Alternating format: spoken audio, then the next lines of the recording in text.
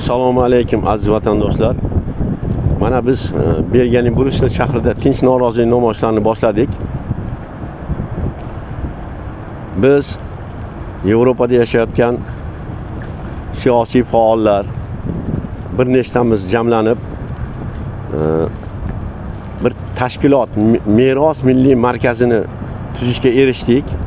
Bu yerdan ro'yxatdan o'tishga hozir hamma hujjatlarimiz tayyor, ro'yxatga olishga shu kunlarda ro'yxatga olinadi.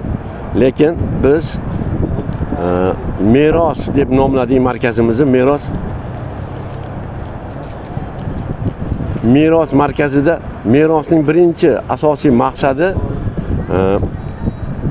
Alloma Abduvali Andijoniyning 1995-yili O'zbekiston kuchlar tizimi, o'sha diktatura tizimini yaratgan Karimov,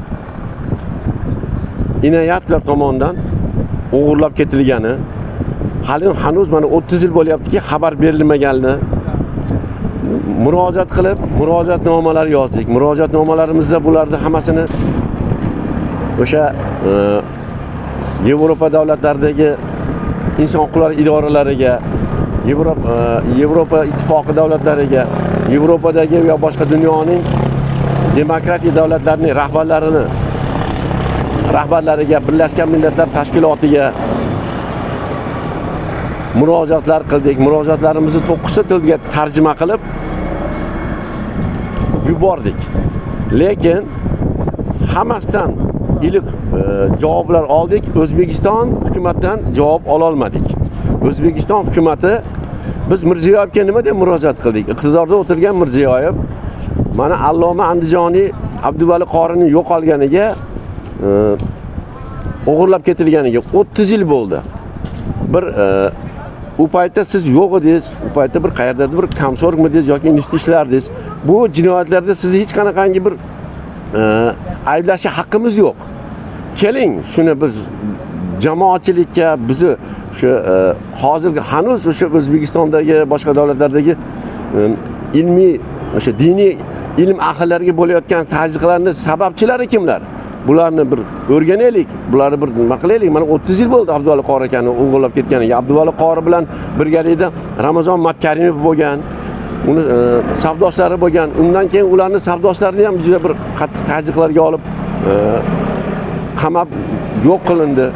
Shu narsalarda janob Mirziyoyev, hech qanaqangi sizning aybingiz yo'q. Shu narsalarni ochiqlaylik, xalqqa yetkazaylik degan murojaatni yozdik. Lekin murojaatga bir 4 oy, o'sha 29-avgustda bo'lgan bo'lsa, biz may oyida boshlaganmiz. 4 oylik shu ishchi guruhimizni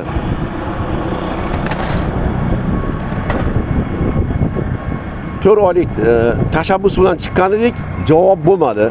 O'sha Stokgolmda, Shvetsiyada elchixonadan chiqib biz buni davlatning rahbarlariga yetkazamiz, bu ishlarni to'xtatinglar yoki bo'lmasa biz kelinglar, biz buni hal qilaylik deb chiqishdi. Yaxshi taklif bo'ldi. Murosaga, diplomatiyaga o'tdik, lekin ular ham mana 1,5 oydan beri aldadi. Biz 20-oktyabr oxirgi kuni shu qarorga kelganmiz. Albatta jinoyatni yashirish jinoyatdir degan bir shior bilan chiqqanmiz. Mirziyoyevdan o'tinib so'radik, murojaat qildik. Shu administratsiyasiga yozdik. Respublikaning bosh prokuroriga yozdik. Shu narsalarni ochiqlaylik. Jinoyatchilarni agar bularning jinoyati yo'q bo'lsa oqlaylik. Qora ro'yxatda turibdi hali.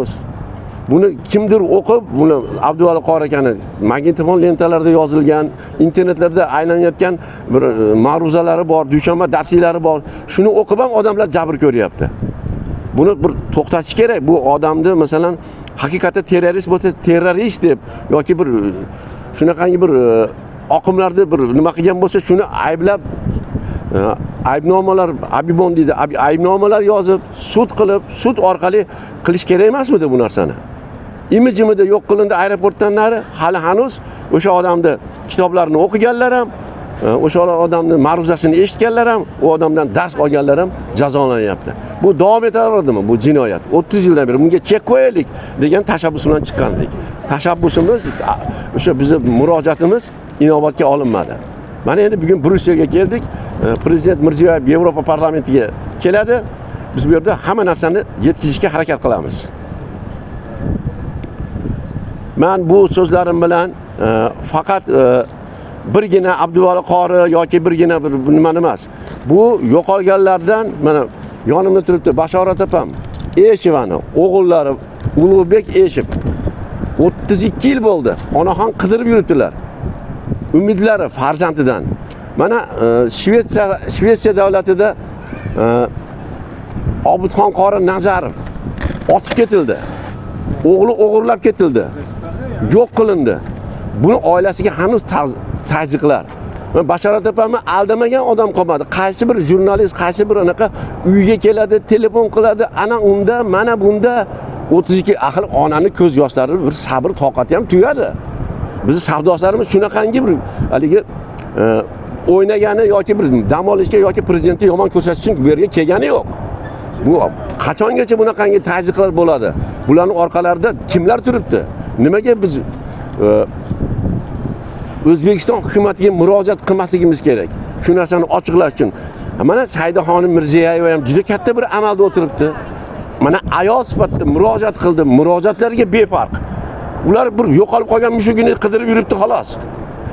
Biz mana yonimizda turganlar, onalar farzandlarini bir ozgina bir adashmovchilik bilan kichkinagina bir haligi nima deydi? Mayda bezorilik bilan u insonning nimasi bo'ladi? 20 yoshli bola har qanday bir anaqa nima qilish mumkin. Shu bilan qamalgan, shu bilan oqlangan, shu bilan chiqqan, o'sha amnistiyaga tushgan. Undan keyin o'sha turmaning ichida bunga har xil ayblar qo'yib yo'q qilingan. Hanuz yo bir o'lganligi yoki bir tirikligi to'g'risida ma'lumot yo'q. Ona 32 yildan beri Germaniyaga borsa Germaniyaga boradi, Avstriyaga borsa Avstriyaga boradi. Jenevani o'zida necha marta murojaatlar qildik. Bu murojaatlarimiz axir yetib borish kerakmi? Hokimiyat, o'tirgan hokimiyat xalqning murojaatini eshitish kerakmi? O'zbekistondagi gaz muammosini gapirganim yo'q men. Suv muammosini gapirganim yo'q. Ekologiya to'g'risida umuman gapirmayman. Ekologiyalar qanaqa ahvolda xalqni shu kasalliklar nima bo'layotgani, farzandlar zaharlanib o'layotganlari to'g'risida bir marta chiqish qildim, gapirdim, bo'ldi. Axir bu jurnalistlarni, blogerlarni, haqiqatni aytgan odamlarni hukumat eshitish kerakmi? Hukumat nimaga hukumat? Xalqni fikridan olib turib keyingi boshqarish kerak. Mana Yevropa davlatlarida xuddi shunday.